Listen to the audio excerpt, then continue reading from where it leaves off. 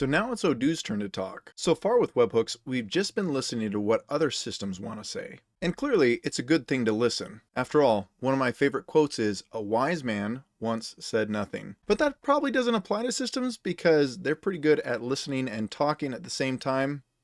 Most of us couldn't do that. So let's go ahead and get started with a simple message from Odoo to another system. We're going to go ahead and use our old friend Zapier to create a new row in a Google Sheet when we have a sales order confirmed. If you don't have a Zapier account, that's totally fine. I just think services like this help showcase how powerful webhooks can be. So as always with automations, we want to set up our trigger first. And our trigger this time is in Odoo.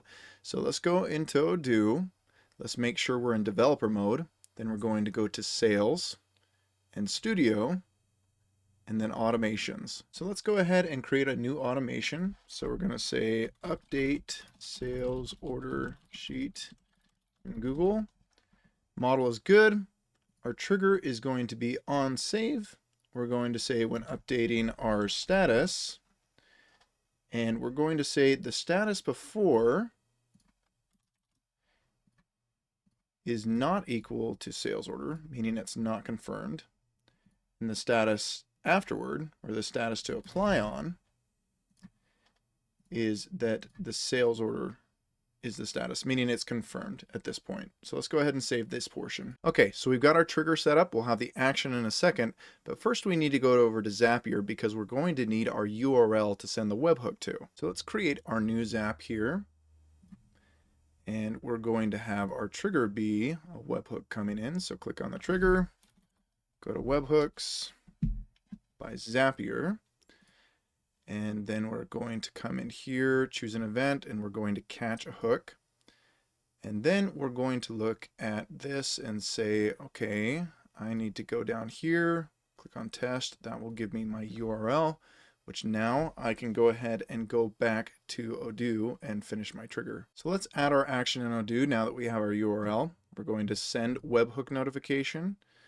We're going to come in here, put that URL in. And the fields we're going to push are the order date, the customer, the salesperson, that salesperson, and the total amount of the sale order here. So that guy right there. Let's go ahead and save and close for right now and save that. Now to make our lives easier, we're going to give ourselves some demo data. So we're going to sell something to a customer real quick, something simple. Azure Interior, we're going to add a product in here. Let's go for the bacon burger.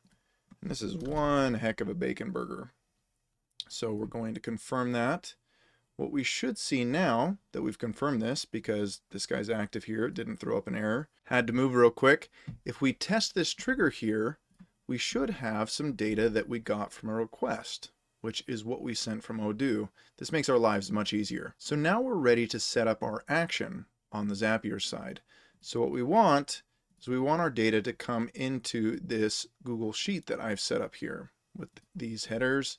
And here's some other information I already sent earlier today. So in our action on Zapier, we're going to go to Google Sheets, and then we're going to choose an event. So what we want to do is we want to add a new row. So we're going to create a spreadsheet row here. And we need to choose our account. So we're going to choose one. I already have mine logged into Odoo It Yourself, which makes it nice and easy, but that's a simple thing to do if you need to. We're going to continue.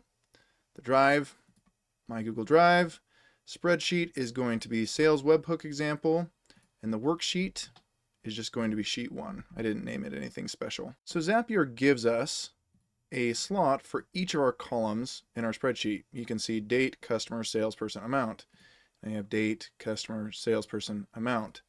What's also nice is we already sent some test data from Odoo. So when we click into this, Zapier will already have broken down the JSON payload from Odoo into specific columns.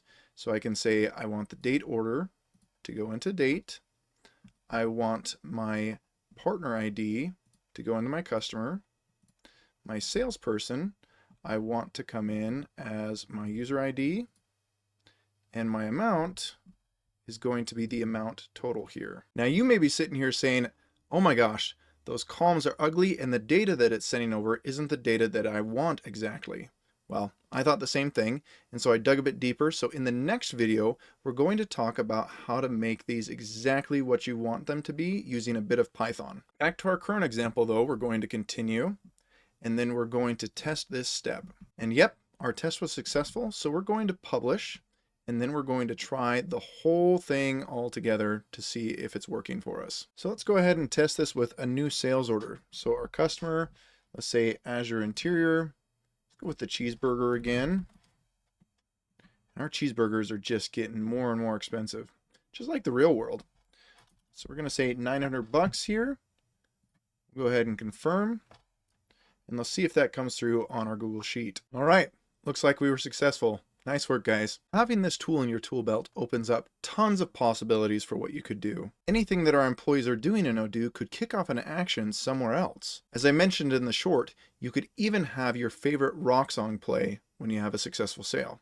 Pretty cool. All that being said, we have one more piece to cover. We're going to break down the data that we're pushing out and make it exactly what we want it to be. So if you're interested in that, please stay tuned for the next video. Thanks.